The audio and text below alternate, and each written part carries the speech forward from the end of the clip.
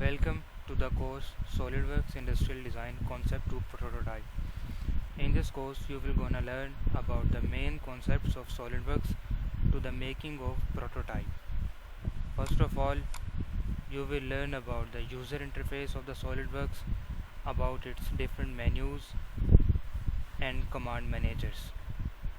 Then you will gonna learn about the basic to the complex sketch tools that are the basics of 3D models in SolidWorks. Then you will gonna learn about the feature tools to make the object 3D.